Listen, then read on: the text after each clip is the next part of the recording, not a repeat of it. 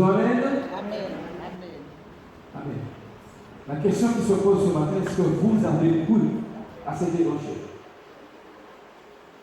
Est-ce que vous avez reçu cet évangile selon le modèle? Si vous avez reçu, vous avez obligation de garder le même évangile. Est-ce qu'il y a plusieurs évangiles? Il n'y a qu'un évangile. Et cet évangile que l'apôtre Paul nous a enseigné. Cet évangile, frères et sœurs, il est en train de prier dans ce monde. Même si l'ennemi veut voiler les choses, parce que, vous savez, nous sommes dans un combat spirituel, l'ennemi ne veut pas que nous puissions entrer en contact avec Jésus. Amen. Donc, l'apôtre Paul nous dit, je vous ai enseigné d'abord ce que j'ai reçu du Seigneur. Alléluia. Christ est mort pour nos péchés. Et il a été ressuscité. Ensuite, il a apparu aux apôtres. C'est cet évangile que nous prêchons. C'est dans cet évangile que nous persévérons. C'est cet évangile qui va sauver nos âmes et va nous conduire à la vérité. Il n'y a pas plusieurs évangiles. Donc l'évangile, bien aimé, n'est pas négocié. C'est apprendre ou à laisser.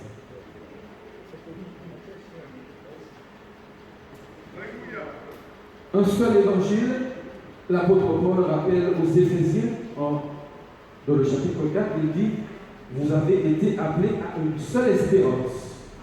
Il y a un seul Seigneur, une seule foi, un seul baptême, un seul Dieu et Père de tous, qui est au-dessus de tous et qui est en tous. Ça, c'est non négociable. Alléluia. Alors aujourd'hui, nous entendons toutes sortes de courants de pensée.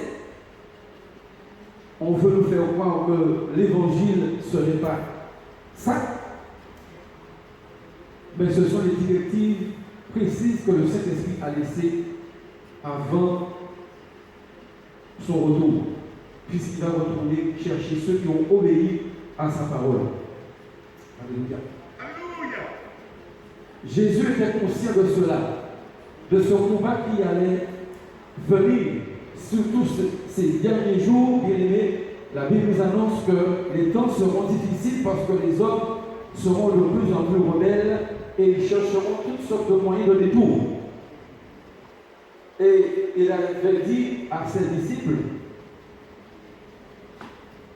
vous allez recevoir une puissance, le Saint-Esprit qui surviendra sur vous et vous serez mes témoins. Attendez ce que le Père vous a promis. Et ce que le Père nous a promis est venu. Nous en sommes tous témoins puisque nous avons reçu de son Esprit. Et c'est par ce Saint-Esprit que nous communiquons la parole de Dieu. C'est par ce Saint-Esprit que nous sommes convaincus que Jésus-Christ est notre Sauveur. Amen. Jésus parlait aux pharisiens ainsi qu'à tous ses disciples. Et il disait, Jean 5, 39-40, vous sondez les Écritures parce que vous pensez avoir en elles la vie éternelle. Ce sont elles qui rendent témoignage de moi. Et vous ne voulez pas venir à moi pour avoir la vie. Amen. Amen. Vous ne voulez pas venir à moi pour recevoir la vie. Si nous voulons recevoir la vie, nous devons venir à Jésus. C'est la parole. C'est non négociable. Alléluia.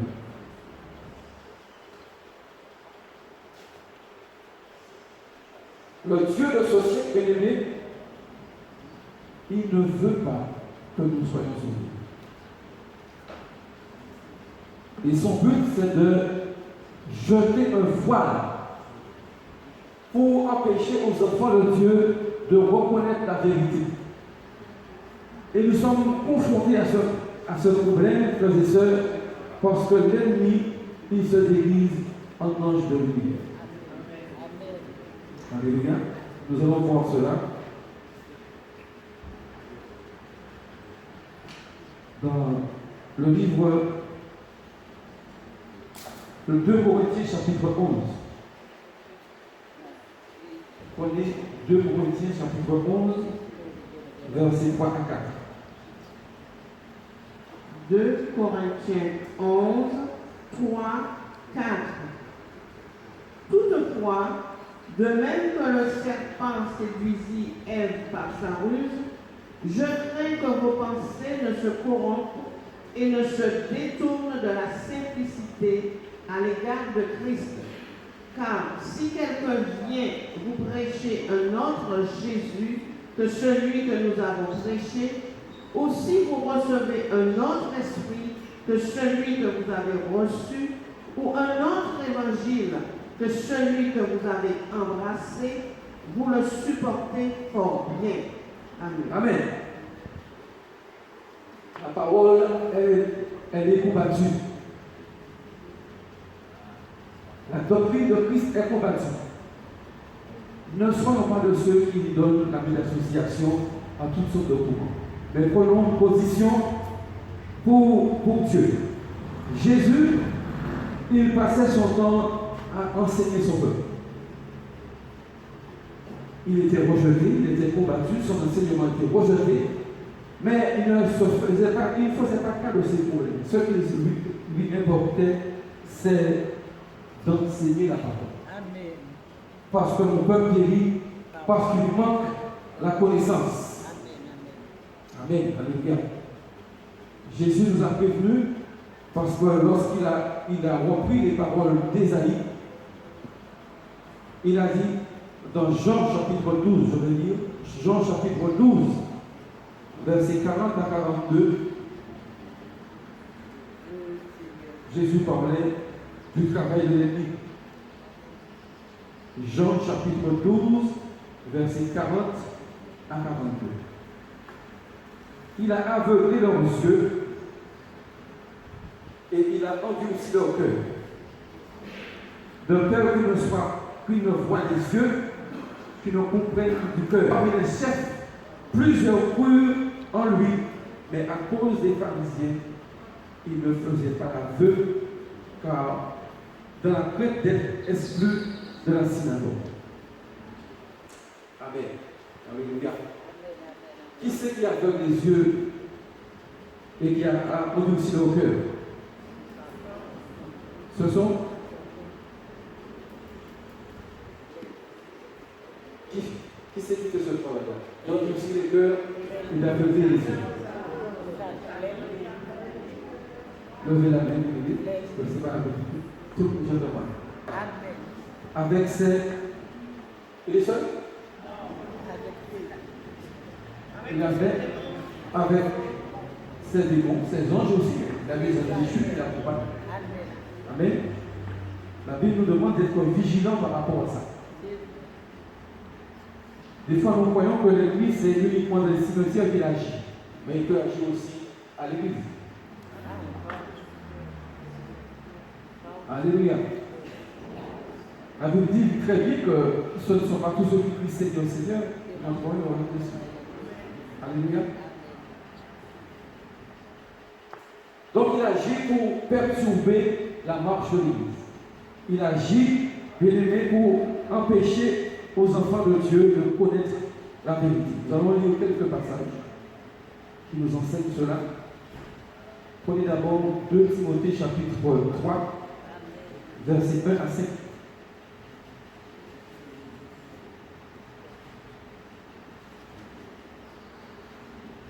Deux Timothée 3, 1 à 5. 1, 5. Sache que dans les derniers jours, il y aura des temps difficiles. Des temps difficiles où les hommes sont égoïstes, a mis de l'argent. Blasphémateurs, rebelles à leurs parents, ingrats, irreligieux.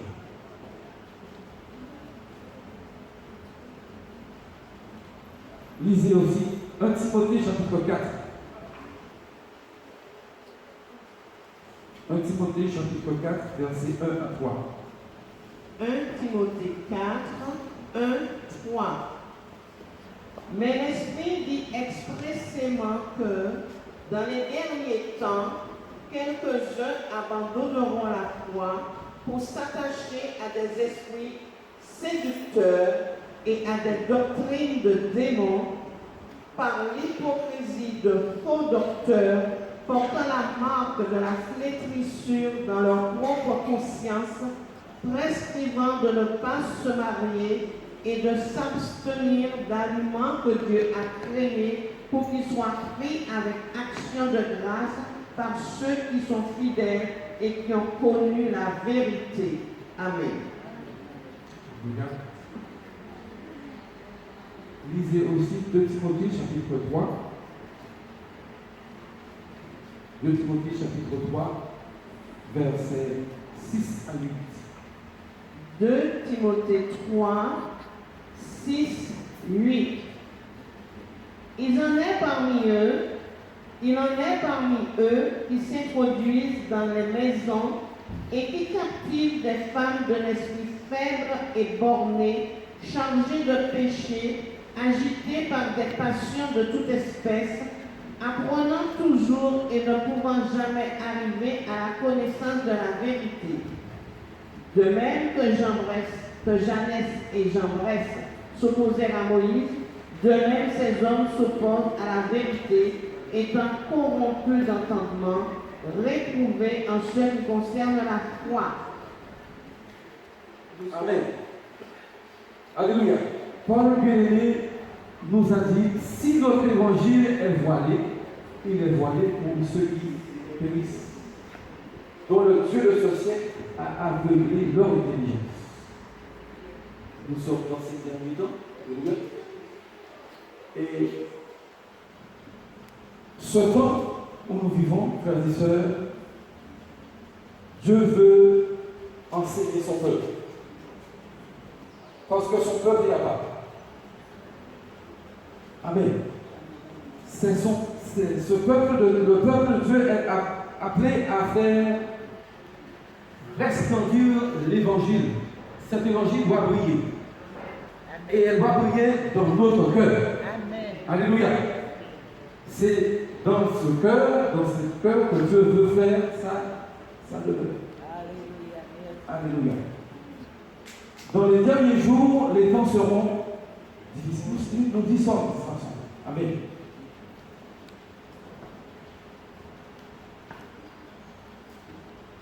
Prenons conscience que ce combat, il va s'intensifier. Puisqu'aujourd'hui, ce voile est toujours là, ce voile. Mais pour ceux qui périssent, nous ne sommes pas de ceux qui périssent. N'est-ce pas? Nous ne sommes pas de ceux qui périssent, mais nous sommes de ceux qui ont la foi pour sauver leur âme. Parce que nous avons cru, nous avons connu et nous confessons. Alléluia. Nous avons reçu ce qu'il faut pour que nous ne puissions pas être déstabilisés.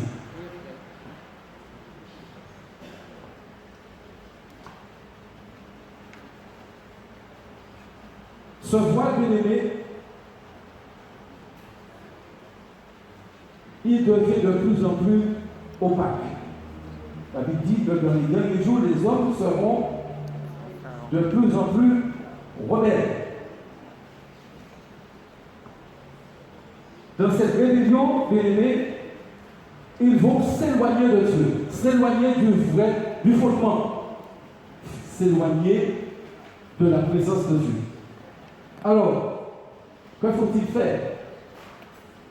Quelle position nous, ceux qui ne sont pas de ceux qui périssent, mais quelle doit être notre position?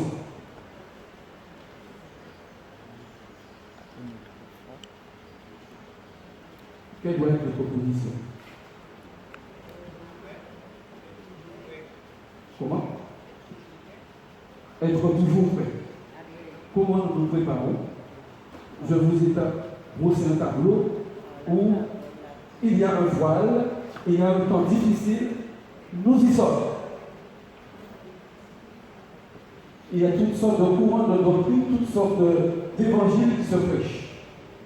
Quelle est notre position à nous? Gardez notre... Être prêt, c'est vrai. Comment faire pour être prêt? Demeurer dans la parole. Comment? Demeurer dans la parole. Demeurer dans la parole. Alors, demeurer dans la parole, ça veut dire quoi? Je suis un peu invitant. Demeurer dans la parole, il y a des gens qui ne savent pas ce que c'est. Demeurer dans la parole, c'est prier sans cesse. Oui, la Bible dit Lire la parole, la méditer, pouvoir la comprendre par l'esprit et agir en fonction de ce que la parole nous dit. Dieu, le Seigneur Jésus, bien-aimé, nous a fait un cadeau spécial. Un cadeau spécial. Avant de partir, il a réuni ses 12 disciples et il leur a parlé. En leur disant d'attendre ce que le Père a promis. Si aujourd'hui vous n'avez pas l'Esprit de Dieu, vous ne lui appartenez pas.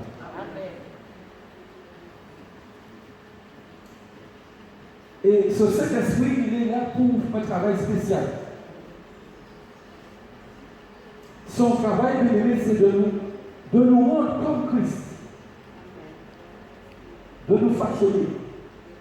Son travail, frères et sœurs, c'est de nous mettre en communion avec Dieu. Afin que nous recevions ses pensées, ses directives. Parce que Dieu ne veut perdre aucune de ses brebis.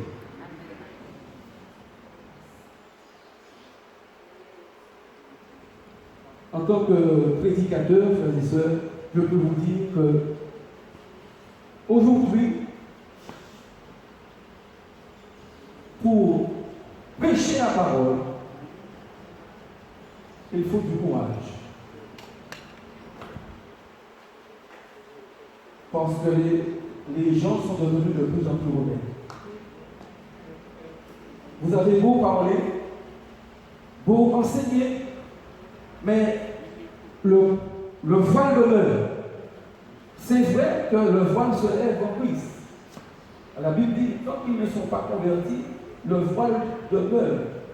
Mais c'est lorsque nous nous convertissons au Seigneur que ce voile se déchire. Amen. Alléluia. Amen. C'est difficile parce que des fois vous pouvez croire que c'est facile. Il suffit de prendre une Bible, de prendre quelques versets et de pouvoir méditer, et voilà, vous êtes prêts pour prêcher. Mais ce combat, frères et sœurs, il est réel. L'ennemi s'est mis en tête d'empêcher aux enfants de Dieu de recevoir la vérité. Amen. Ce matin, alléluia.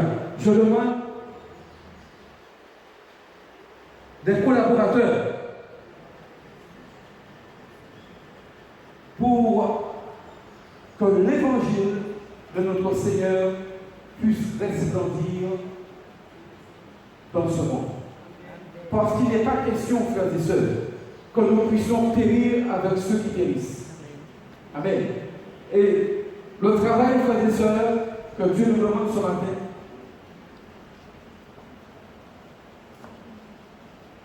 c'est que nous puissions faire la différence.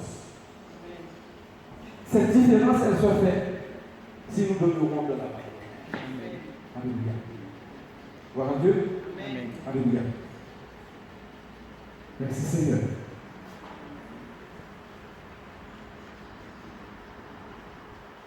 Mon peuple périt parce qu'il manque la connaissance. Sans le baptême du Saint-Esprit, frères et sœurs, alléluia, nous ne pouvons pas prêcher l'évangile. Et l'évangile ne va faire aucun progrès si nous n'acceptons pas de suivre les directives du Seigneur. Pour nous, elles sont pour nous et Dieu veut nous les révéler. Que nous soyons disponibles pour recevoir les révélations du Seigneur. Gloire à Dieu. Amen. Je vous remercie, frères et sœurs, pour votre attention.